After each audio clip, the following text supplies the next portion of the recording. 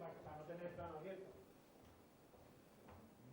Venga, yo te llamo y te digo, mira, en 2 minutos. ¿Vale? Venga, gracias, Eugenio. Hasta luego. Empieza de 200 y este es con la posterior. ¿Pero tú cuánto tiempo no lo sabes? No, no, es que no tengo que... Yo subí ahí con un techo, balancé allí, en la mesa aquí y tal, y me da... Yo he hecho allí y con el aparato este, igual. De hecho, con el aparato este me da más azulado que me... ¿Entiendes? O sea, con lo que te he enseñado yo, me sale más azulado. Es que yo estoy pongo 5 o 6 a todo esto, me quedé impreso.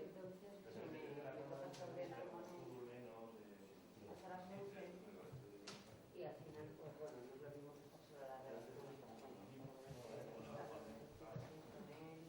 Es que mira, le meto por ejemplo un 4 9, tengo aquí guardado de ahí otra vez. Con esto, vamos, y es 4 9. Es lo que le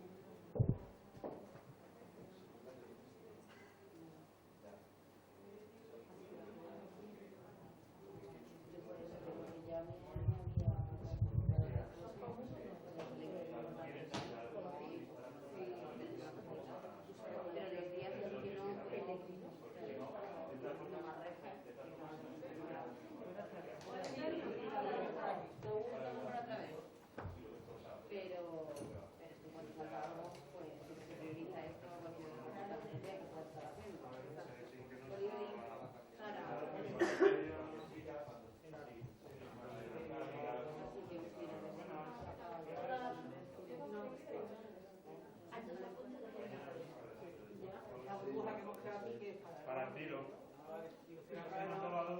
Para no contaminar a nadie. Ahora que volvemos a las medidas, Antonio. Creo que nos juntamos mucho. Pues ahora que me lo cuente la Mini.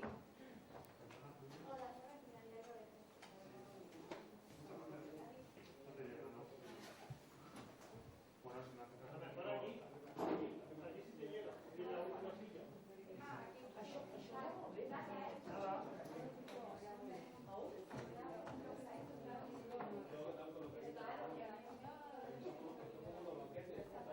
Sí.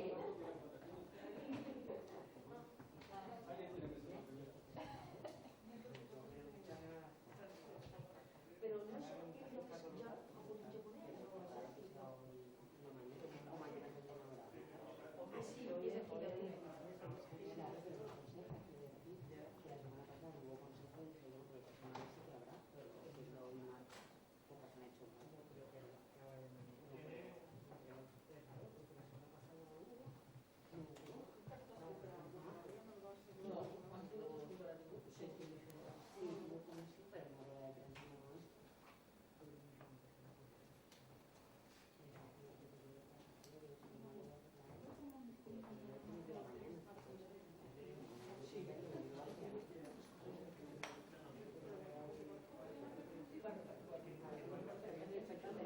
Yo creo que acaba de venir. La convocatoria para digo, de la mañana y veo hoy, digo, vale, Así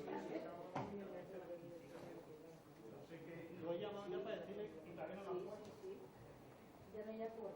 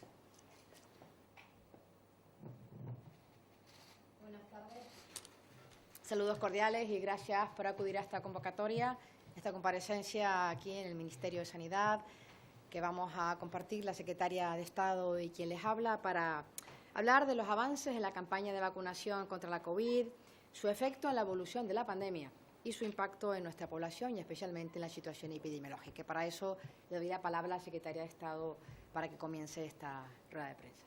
Muchas gracias, ministra. Vamos a pasar a repasar la evolución de la pandemia en nuestro país, de acuerdo con los datos de las notificaciones que realizan las comunidades autónomas a la Red Nacional de Vigilancia Epidemiológica. Como todos saben, después de 12 semanas de descenso, el periodo más largo de descenso que hemos vivido durante la pandemia, desde hace aproximadamente un mes, vivimos una situación de un ligero ascenso del indicador de la incidencia acumulada, que en este caso, en el día de hoy, se sitúa en 139 casos por cada 100.000 habitantes en 14 días. Sin duda no se trata de un ascenso tan acentuado, tan acelerado como el que hemos vivido en ondas anteriores, como la de este mismo verano. Esta tendencia ascendente, aunque se refleja en todos los grupos de edad, sí que tiene un reflejo muy claro en la población no vacunada, en este caso los niños y las niñas, los menores de 12 años, y también el siguiente grupo afectado es el grupo que podría corresponderse en la mayor parte de los casos a sus padres y madres, el grupo de 40 a 49 años.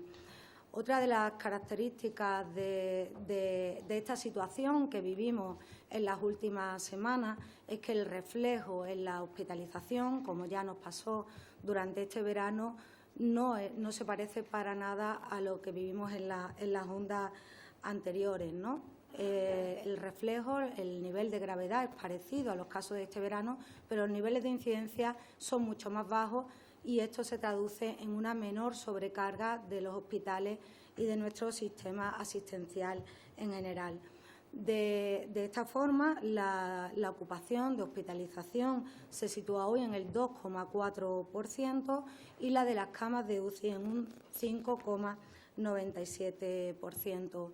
La variante Delta es la que se sigue secuenciando prácticamente en el 100% de los casos. Y no cabe duda de que esta diferente traducción de la incidencia acumulada en la presión asistencial, en la gravedad de los casos y en la letalidad que ya observamos durante el mes de agosto tiene mucho que ver con la campaña de vacunación y con la cobertura vacunal alcanzada. En este sentido, creemos que es muy importante, y luego insistirá en ello la ministra, seguir poniendo en valor y seguir proporcionando información que anime a aquellas personas que todavía no lo han hecho a la vacunación y que animen también a aquellos grupos a los que se les está recomendando la administración de una tercera dosis a hacerlo.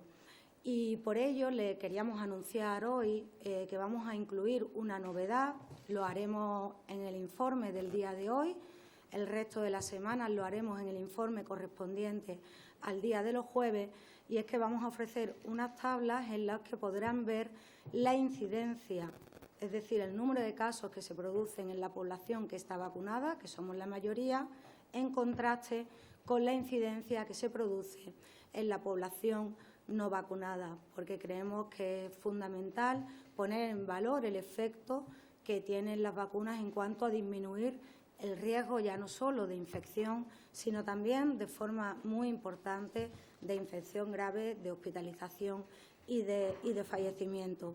En este sentido, en las tablas podrán ver la información correspondiente a las 8 últimas semanas. Concretamente, los datos que publicaremos hoy son hasta el domingo 14 de diciembre. El jueves publicaremos los correspondientes a la semana hasta, noviembre. Todavía no tenemos esa capacidad de predicción. Y el jueves sí que publicaremos ya los del domingo anterior. Dejaremos siempre un decalaje de 3-4 días para que los datos se consoliden. Partimos de los datos que se nos notifican a CIVIES y luego lo comparamos con las tasas de vacunación de cada grupo de edad que tenemos a la disposición a través de nuestro Registro Nacional de Vacunación de RESVACO. Son datos de 18 comunidades autónomas, que son las que rellenan con más de un 95% 99% de fiabilidad el dato correspondiente al estado vacunal del caso. Y por ponerle un ejemplo y adelantarle algunas de las cifras y de lo importante de saber observar estos datos, comentarles que en este periodo, el que va hasta el 14 de noviembre, de las 8 últimas semanas, la incidencia que se ha observado en las personas que están correctamente vacunadas, es decir, que tienen una segunda dosis de la vacuna de Pfizer administrada en los 7 días anteriores o que han transcurrido 14 días, en el caso de que se hayan administrado otra vacuna, la incidencia observada es muchísimo menor en las personas vacunadas que en las que no se han vacunado. Es especialmente llamativo el caso de las personas que se sitúan entre 60 y 80 años, donde el riesgo de infección se disminuye 8 veces y donde las personas que no se han vacunado tienen un riesgo de hospitalización 18 veces mayor y 25 veces mayor de morir por esta enfermedad. En el grupo del 30 a 50 años, por ejemplo, el riesgo de hospitalización sería 10 veces menor. Verán que en las tablas se les ofrecerá el número de personas con información sobre vacunación, su estado vacunal, y lo expresaremos como una tasa, es decir, cuántos casos estamos notificando en las personas vacunadas y cuántos se están notificando en las no vacunadas. Porque esto es lo que nos pone de relieve realmente ese diferente nivel de riesgo entre estas dos poblaciones que ya somos diferentes. Por ponerle algún ejemplo concreto, comentarle que en el grupo de edad de 60 a 69 años, en los casos con vacunación completa, sin diferenciar la gravedad del caso, mientras que en los no vacunados la incidencia acumulada es de 23 en la última semana, en los no vacunados sube hasta 181,5. Es un dato bastante llamativo, pero los datos son especialmente interesantes cuando, más allá del global de los casos, nos fijamos en las hospitalizaciones y en las UCI. De esta forma, por ejemplo, en el grupo de 30 a 59 años, mientras que la tasa en los vacunados es de 0,4 por cada 100.000 vacunados por semana durante el periodo que hemos estudiado, en los no vacunados hablamos de un 3,9 como tasa semanal. O la tasa de fallecidos en el grupo de 60 a 79 años, que en las personas correctamente vacunadas se sitúa en un 0,1 y es 25 veces mayor en las personas no vacunadas, ascendiendo a un 2,5 por 100.000 durante la semana. Y así podrán observar los datos luego. Una vez que se publiquen en el portal, podrán ir viendo ese efecto de protección de las vacunas en las personas que han seguido las recomendaciones y a las que tenemos que seguir protegiendo.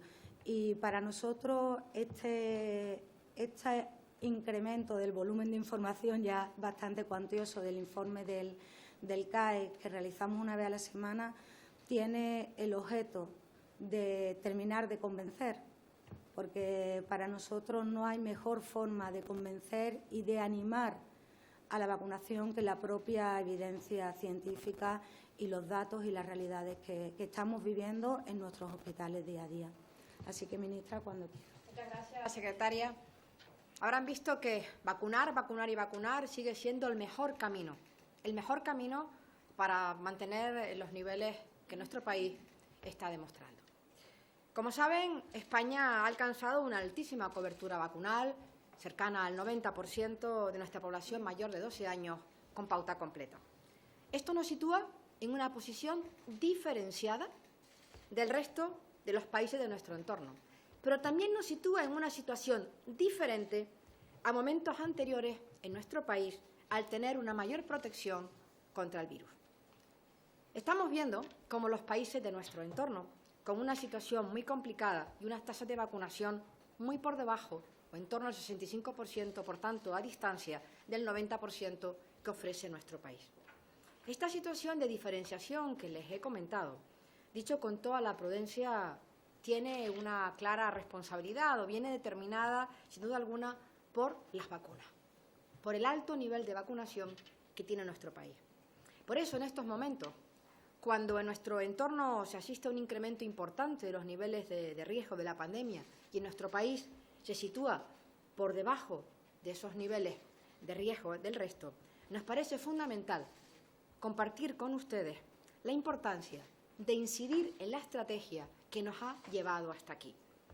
Ha sido una estrategia, creemos que adecuada, una estrategia validada y reconocida internacionalmente por la propia Organización Mundial de la Salud, con la que trabajamos, como lo hemos compartido con ustedes, en unas guías para compartir y trasladar las buenas prácticas. Por tanto, en esta comparecencia queremos hacer énfasis, focalizar que seguir la estrategia marcada e incrementar aquello que sabemos que nos protege y nos refuerza más. ¿Cuáles son? ¿Qué es aquello que nos protege y nos refuerza más? Dos vectores que han sido clave en la estrategia y que tienen que seguir siendo clave en la estrategia: la prevención y la vacunación. La vacunación y la prevención, que es lo que sabemos que ha funcionado y nos ha permitido ser referentes a nivel internacional. Miren, un dato, para ver de qué estamos hablando. Con la incidencia acumulada, son datos de día de ayer, que presentábamos una incidencia a 14 días de 132. Si echamos una vista atrás para buscar una incidencia similar, nos situaríamos en el 11 de marzo de este año, vemos la importancia de la vacunación. Día de ayer, con 132, a 11 de marzo del 21, con 132. En aquel momento, el porcentaje de vacunación estaba en un 4%. Hoy está en un 89%, 89, algo, cerca del 90%. En aquel momento, el 11 de marzo, el porcentaje de ocupación de camas hospitalarias era del 22% frente al 5% actual. En aquel momento, el porcentaje de ocupación de UCI estaba en un 7% frente a aproximadamente el 2%, digo con datos de ayer para comparar el mismo día. La conclusión creo que es importante, me parece importante subrayarla. Se han reducido considerablemente las hospitalizaciones, se ha reducido considerablemente la hospitalización, en este caso en las camas UCI ocupadas, y se ha reducido de manera muy importante la letalidad. Creo que son datos que se pueden constatar y comprobar. Es verdad, lo he dicho en muchas ocasiones, que entramos en esta pandemia sin cartas de navegación, es verdad, pero también es muy cierto que cada vez tenemos más conocimiento, tanto por la evidencia científica como los estudios observacionales de la realidad. De ahí la importancia, insisto, de la prevención y de la vacunación. La prevención, porque es nuestra mejor aliada para mantener el virus a raya, con las medidas que todos conocemos y que hoy quiero volver a reiterar porque son fundamentales que sigan con nosotros. El uso de mascarillas, que sigue siendo obligatoria en interiores, y en exteriores cuando no hay esa distancia de seguridad, tal cual como establece la Ley 2/21. También el lavado de manos, también la distancia social, la importancia de evitar aglomeraciones y, por supuesto, la ventilación en los espacios interiores. Y, por supuesto, la vacunación. La vacunación como el arma más potente para seguir protegiéndonos contra la COVID. El camino no ha sido fácil. Ustedes han sido testigos en primera línea porque han compartido y nos han ayudado a trasladar la información a la ciudadanía, y quiero reconocer el trabajo que ustedes han hecho. No ha sido fácil, primero, para llegar al 70%, que parecía difícil. Algunos decían que íbamos a tardar 4 años en llegar y, sin embargo, cumplimos el objetivo marcado. Desde antes de que acabara el mes de agosto conseguimos el 70% y ahora el 90%. Por eso sabemos que las vacunas funcionan y es fundamental seguir vacunando, por un lado, a ese porcentaje pequeño de personas que aún no se han vacunado. Pero también es muy importante continuar con las dosis de refuerzo a los grupos que sabemos que se han ido incorporando. Sabemos que transcurrido un cierto tiempo, los anticuerpos neutralizantes van disminuyendo. De ahí la importancia de esas dosis de refuerzo para seguir manteniendo un nivel elevado de inmunidad. ¿Y qué hemos hecho? Avanzar y cumplir. Hemos hecho lo que dijimos que íbamos a hacer. Esto es un proceso de revisión continua, de ir incorporando paulatinamente a nuevos grupos y nuevos colectivos en esos procesos, en esa dosis de refuerzo o booster. De ahí recordarán que hemos incorporado, en primer lugar, para esas dosis primero adicionales a las personas inmunocomprometidas, después dosis de refuerzo, primero al grupo 1, es decir, aquellas las personas mayores de residencia. Sabemos que tras la inoculación, tras la vacunación de la tercera dosis, se ha reducido muchísimo los brotes en la residencia, muy importante, el estudio observacional de la realidad que nos dice cuál es el camino a seguir, y después, siempre basándonos en la evidencia y en las recomendaciones de las personas expertas de la ponencia de vacuna, hemos incluido también al grupo 7, aquellas personas que en la estrategia de vacunación hablaban de personas con alto nivel de riesgo, y también a los mayores de 70 años.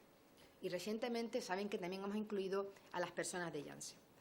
Reconocemos el papel importante que están llevando a cabo las comunidades autónomas en el sentido de continuar ese refuerzo. Y de aquí les digo que la clave está en seguir vacunando sin parar, vacunando a quienes no se han vacunado y vacunando a aquellos colectivos de refuerzo.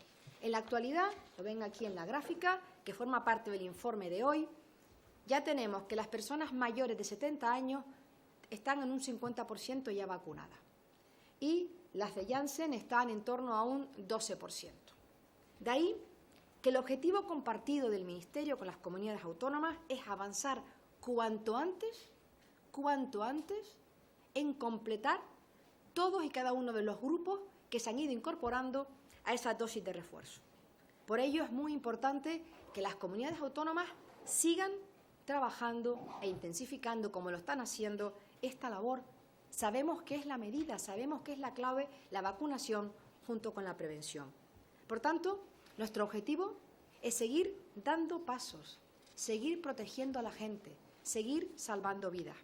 Miren, hoy la presidenta de la Comisión Europea, la señora von der Leyen, acaba de poner un tuit donde acaba de decir que en España y Portugal hay 30 veces menos posibilidad de fallecimiento que en relación a otros países por la altísima cobertura vacunal. Por tanto, tenemos el camino claro y tenemos la hoja de ruta para hacerlo. Y seguimos avanzando. La Comisión de Salud Pública, que como saben sigue reunida, no sé si ya habrá acabado lo que ya hemos estado en esta comparecencia, se ha tomado otra decisión muy importante, que nos permite seguir avanzando en esta cobertura vacunal y en esta protección a las personas más vulnerables, y es incorporar a los mayores de 60 años y también al personal sanitario y sociosanitario.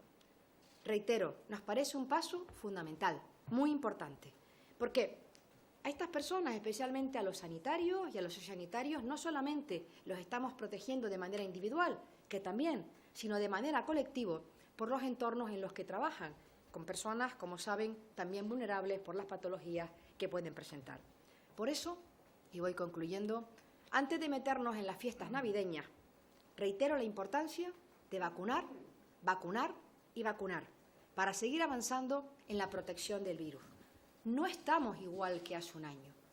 No estamos igual que hace un año. Reitero esta consideración, porque las circunstancias de aquel entonces eran las de aquel entonces. Hoy tenemos vacunas, antes no las teníamos. Hoy tenemos el aprendizaje de haber convivido ya más de un año y medio con esta maldita pandemia y sabemos cómo contener al virus. Vacunación y prevención. Muchas gracias y estamos a su disposición. Hola, buenas tardes. Vamos a proceder a las preguntas. Por favor, identifíquense antes de con nombre y medio. Por aquí, segundo, tercero, cuarto. Vale. Hola, buenas tardes a las dos. Ministra, me gustaría preguntarle por la... Sara Becerro de Radio, perdón. Me gustaría preguntarle por la Comisión de Salud Pública. No sé si finalmente se ha debatido la modificación y actualización del documento del semáforo, si las medidas a la hostelería de las que ya se hablan se van a elevar mañana al Consejo Interterritorial, y también saber por qué sí que se está ahora estudiando aplicar unas medidas a nivel nacional en hostelería y, sin embargo, no se ha tomado la misma consideración en cuanto al pasaporte COVID. Y también, por último, ya ha reaccionado, de hecho, el sector de la hostelería. La Asociación de Hosteleros de España han rechazado esas nuevas medidas porque dicen que criminalizan al sector. No sé qué tienen que decir al respecto. Gracias. Bueno, la Comisión estaba en estos momentos trabajando. Lo que sabemos es que se ha aprobado el documento del semáforo, solo los indicadores y los niveles de riesgos y medidas. Por tanto, nos parece muy importante. Muy importante tener una nueva visión, una nueva mirada de los indicadores que hablan del riesgo en el contexto de la altísima cobertura vacunal. Sabemos que esto es muy importante porque supone contextualizar los niveles a la situación actual con la altísima cobertura vacunal. Por tanto, el documento se ha aprobado sin ninguna medida, que están trabajando en ella. Por tanto, es lo que les puedo decir y es lo que ha sido el sentir mayoritario de todos. Aprobar el documento, muy importante, con esos niveles indicadores sin medida. ¿Y el pasaporte, ministra? El pasaporte, el Tribunal Supremo ha establecido el camino y ese es el camino a seguir. Hola, buenas tardes. Sofía Pérez, del Diario. Yo quería preguntarle, a raíz del debate sobre el pasaporte COVID y sobre el semáforo, si considera que las comunidades autónomas, dado que muchas están proponiendo el pasaporte, evitan de alguna manera tomar medidas más restrictivas en la hostelería, como la limitación de horarios que proponía el semáforo. Y también preguntarle por qué se ha decidido aprobar el semáforo sin medidas. ¿Ha habido discrepancias entre las comunidades? Gracias. Para nosotros lo importante, incido, no tanto en las medidas disuasorias, sino en la prevención y en la vacunación. Por tanto, la hoja de ruta que este Ministerio propone, junto con las comunidades autónomas de la cogobernanza, es avanzar en aquellos que sabemos que ha funcionado. Estamos hablando de una altísima cobertura vacunal, de un 90%, por tanto, el camino está ahí y es el que ha marcado. Y respecto al documento, lo importante, quiero destacarlo, es unanimidad o un altísimo consenso en cuanto a la necesidad de aprobar un nuevo marco de indicadores y niveles de riesgo, porque la situación que vive España nada tiene que ver con otras situaciones. ¿Por qué? Porque hemos avanzado, porque estamos avanzando, estamos en una situación totalmente diferente.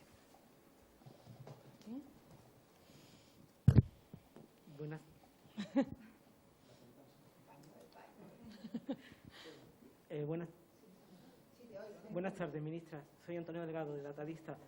Le quería preguntar, insistir, la pregunta de mis compañeros sobre el documento de actuaciones coordinadas que usted ha comentado que se ha aprobado sin medidas. No sé si las medidas son las que ya estaban en el documento anterior. No sé si este documento se va a llevar a al Consejo Interterritorial. Y también quería preguntarle por qué, viendo ya la evidencia científica que hay con la transmisión de los aerosoles en interiores, por qué hay tanta resistencia a tomar medidas con esta cuestión en noviembre de 2021. Gracias. El documento se aprueba por la Comisión de Salud Pública y, por tanto, tiene plena vigencia. Mañana lo comentaremos, que es una decisión de la Comisión y será objeto de comentario, pero en estos términos, porque es verdad que había una demanda muy importante de todas las comunidades autónomas por actualizar el documento del semáforo.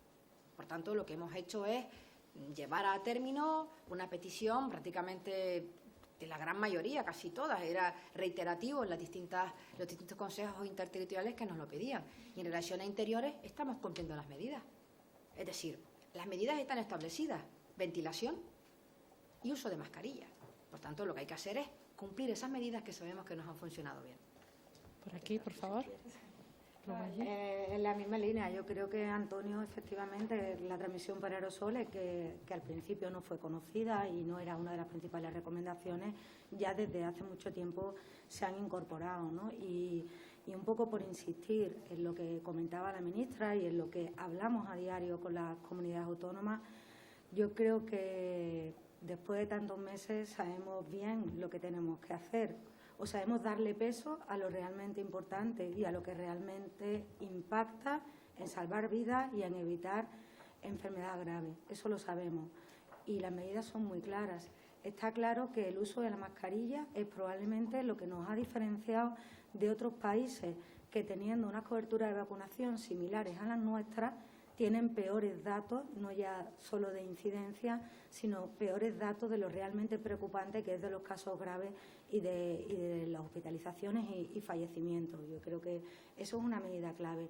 Y no deberíamos olvidarnos de que desde hace ya mucho tiempo, y está recogido en la ley, el uso de la mascarilla es obligatorio en interiores, y en exteriores tenemos que, en la medida de lo posible, llevarla cuando no podemos mantener una distancia de seguridad. Esto es especialmente importante ahora que nos movemos mucho cuando se acercan las fechas navideñas. Y el otro foco importante es la vacunación y el conseguir que ese porcentaje que veíamos de captación de Janssen se aumente, porque es un grupo en el que los expertos nos han dicho que la efectividad de la vacuna era menor y que es conveniente, tanto por su salud como por la colectiva, que reciban una dosis de mRNA. Y es especialmente importante en los mayores de 60 años. Yo creo que es una de las grandes noticias que la Comisión de Salud Pública haga esa apuesta decidida y que además tenemos que tener el compromiso de hacerlo lo antes posible. Estamos en la antesala de una fiesta que en este país se viven de forma tradicional, en familia, con intercambios de generaciones, y tenemos que garantizar que los más mayores de cada hogar estén correctamente vacunados. Y ahí es donde las comunidades autónomas tienen que hacer ese esfuerzo de captar y de proteger a los mayores de 60 años, que desde hace, eso sí que lo sabemos casi del principio de esta pandemia, son sin ninguna duda los que realmente sufren esta enfermedad con mayor frecuencia. Muy bien. Por aquí, por favor. Hola, ¿qué tal?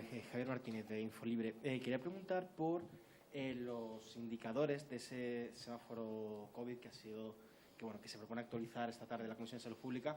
Entiendo que los indicadores con respecto a la presión asistencial, hospitalizaciones y UCIs no cambian, ¿verdad? O sea, cambiaría todo lo relativo a cómo consideramos riesgo medio o bajo en la incidencia, pero en UCI y hospitalizaciones se queda igual. Lo pregunto también porque hay comunidades que, sin estar en una situación súper grave, sí están alcanzando ese riesgo medio, sobre todo en la unidad de cuidado intensivo. Gracias.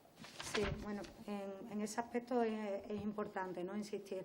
El cambio fundamental es que la incidencia tiene menos peso, y el sentido lógico de que tenga menos peso es que la traducción en la gravedad y, por tanto, en la sobrecarga del sistema asistencial no es la misma que en las ondas previas, cuando los niveles de vacunación en este país no alcanzaban las coberturas actuales.